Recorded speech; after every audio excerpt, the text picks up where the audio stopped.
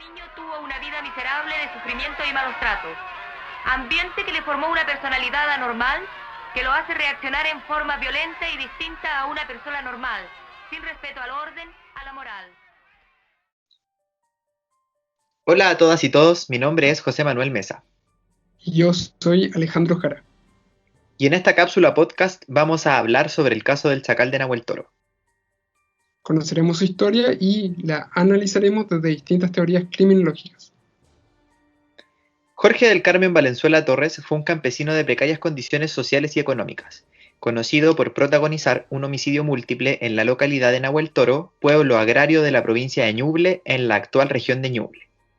Valenzuela Torres, a quien llamaban entonces el Canaca, fue un joven campesino analfabeto, sin familia, sin escuela, abandonado por sus padres, sin recursos y sin alimentación, algo muy común en los tiempos anteriores a la reforma agraria de 1962. Bueno, a partir de los hechos que tú comentaste, podemos ver dos factores aplicables de acuerdo a la teoría del control. Primero, la presencia de ciertos factores estructurales microsociales, es decir, aquellos cuyo objeto de análisis son instituciones como la familia, el colegio y el trabajo, y también, en segundo lugar, factores individuales influidos por los factores estructurales ya comentados, como sería la falta de autocontrol, que además terminan siendo gravitantes en la ejecución de los hechos que más adelante escucharemos. Así, a comienzos de 1960, Jorge fue aceptado, sin contrato, sin sueldo, sin alimentación, sin nada, como gañán, un hombre que trabaja en el campo a las órdenes de otra persona, en el fundo chacayal de un señor de apellido Dinamarca. Allí debió conformarse con que se le señalara un espacio en el fundo, donde levantar un techo, y debió dedicarse a cumplir las tareas menores que su patrón le asignaba. Pasado un tiempo, Jorge se emparejó con una joven viuda de nombre Rosa Rivas, madre de 5 pequeños hijos. Pero poco tiempo después de empezar a convivir con ella, el Canaca llegó una noche muy borracho. Enojado, debido a problemas de Rosa para cobrar su pensión de viudez, por problemas burocráticos, y frustrado por carecer de dinero para seguir bebiendo, se enredó en una violenta discusión con Rosa, la cual finalizó con Jorge terminando con la vida de su conviviente y sus 5 hijos. Bueno, de estos hechos comentados, podemos destacar otra teoría, que sería la teoría de la anomia. ¿Por qué? En primer lugar, aparecen ciertos factores de carácter individual, analizados en la teoría de la frustración de Robert Agnew, y que en este caso tienen una mayor coherencia en relación con la explicación del hecho. Esto es, la existencia de una frustración que es consecuencia de la privación de un estímulo positivo o bien de la existencia de un estímulo negativo. En definitiva, la existencia del alcohol en Jorge podría interpretarse como un estímulo negativo y al mismo tiempo, al no contar con más alcohol, como la privación de un estímulo positivo. Ambos factores podrían llegar a explicar probablemente de forma más íntegra la motivación individual de Jorge para realizar el hecho delictivo. Incluso, también podríamos decir que la relación frustración-agresión también se puede reformular. Por ejemplo, nosotros en los comentarios del trabajo mencionamos la existencia de otras teorías que estudian la agresión, pero por sí sola, como es el modelo de déficit en el procesamiento de la información, que en este caso se enfoca en el proceso cognitivo de la persona que la causa. Ahora, respecto a los factores estructurales de la anomia, esta genera cierta incoherencia para la explicación del hecho, pero desde este factor, ya que según nuestra investigación y de acuerdo con el indulto escrito por su abogada, Jorge carecía de una necesaria percepción cognitiva.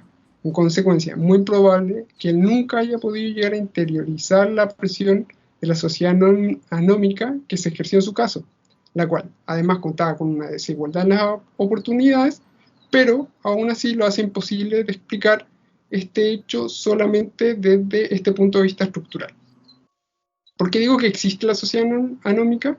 Porque si bien existe, esta no es determinante en este caso, y eso es importante.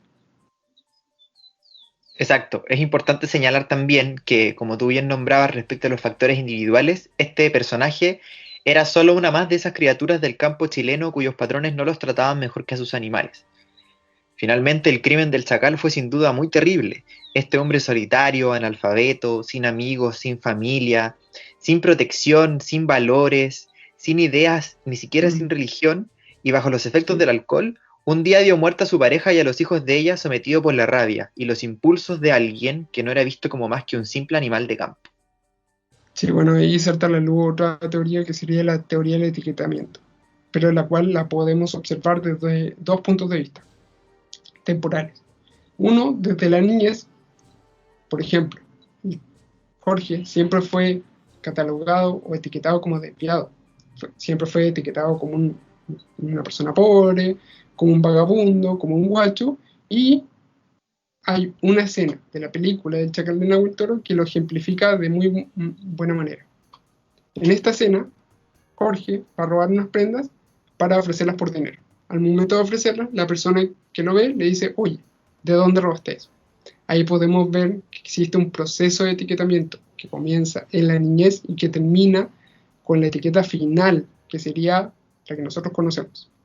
Ahora bien, si nosotros vemos esta teoría desde el momento que Jorge se ha etiquetado como el Chacal de Nahuel Toro para posteriormente ir a la cárcel y reformarse, en este caso no se cumpliría la teoría del etiquetamiento, no existiría este elemento determinante.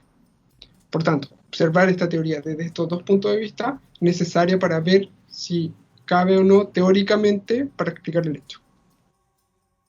Claro, finalmente el objetivo es que este ser, inconsciente absoluto, se hizo persona humana recién al cumplir los 20 años de presidio que la justicia en primera instancia le condenó. Fue allí donde aprendió a leer y a escribir. Allí comió por primera vez en su vida como un ser humano y conoció la solidaridad de otros seres. Gracias a esto, según testigos, recién se pudo hablar con él, escuchar lo que pensaba. Fue allí donde Valenzuela Torres recién pudo asumir la gravedad de su conducta, entendiendo de veras lo que había hecho, llorando por su crimen, gritando de dolor, arrepintiéndose e incluso asumiendo valores espirituales. Él finalmente se transformó al catolicismo dentro de la cárcel. Sí, bueno.